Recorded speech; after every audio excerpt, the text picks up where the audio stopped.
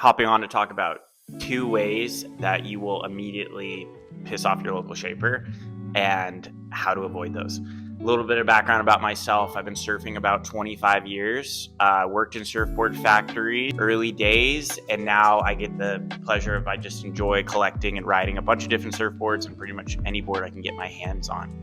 So let's get into it. The number one way when you're trying to order a board, we all love ordering new boards. You have an idea in your head, you don't see something quite off the rack, or you're super passionate about what that shaper is building and what they're trying to do in the overall surfboard industry, is asking for a discount. Just trying to go to someone and say, I want your product, but just for less.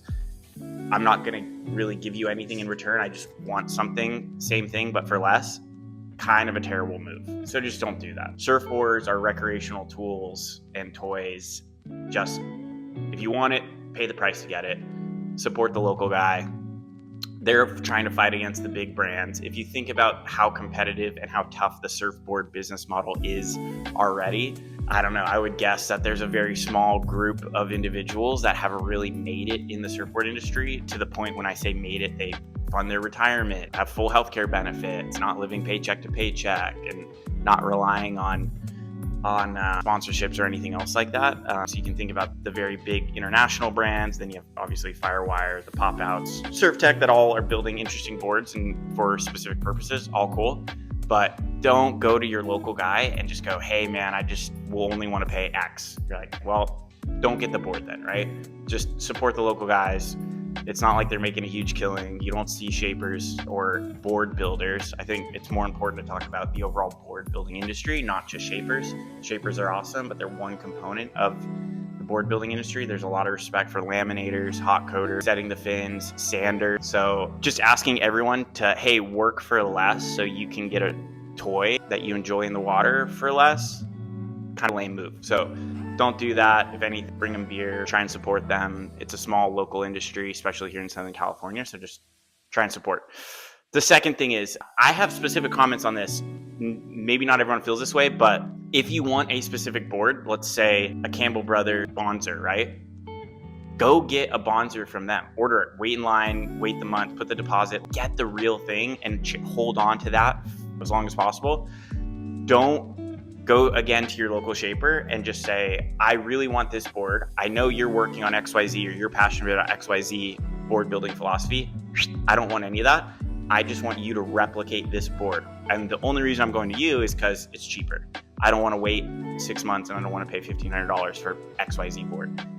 That kind of sucks all the soul out of building a board for someone.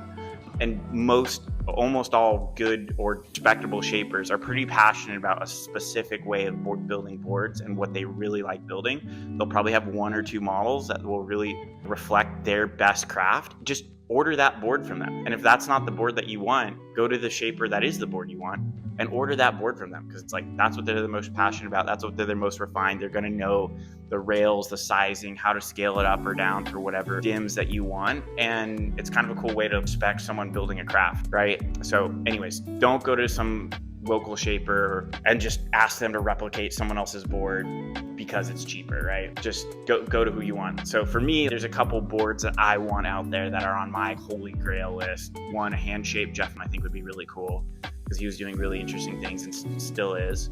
Obviously the Campbell Brothers, those boards have a huge impact in surf history.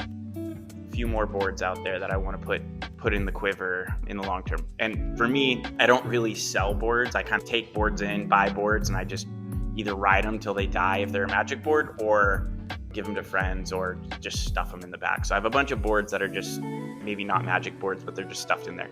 Anyways, more on that. So to recap, don't just try and ask for discounts from all your local guys, from everyone in the board building community.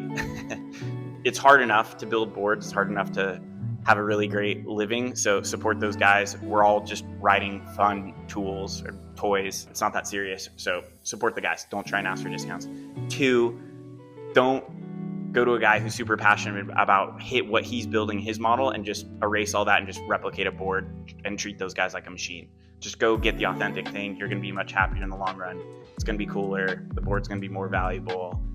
You're going to be more happy with it overall in the long run. So recap, next video, I want to talk about some of the best surfing shapers throughout surfboard history.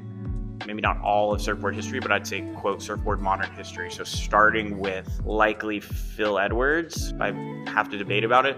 Starting with Phil Edwards, going all the way to today, 2025, probably I'm thinking end with Ryan Birch. So the people who can surf really well, some of the best surfers on the planet in their specific time period for what they're doing, combined with they make a living shaping surfboards. So obviously there's people like Dane Reynolds, who is an amazing surfer, one of the most influential surfers, but I wouldn't consider him a shaper. He has shaped a board, but he's not a shaper. So that's the next video. Best surfing shapers of all time throughout the decades. Anyways, tune in. Cheers. Thank you guys.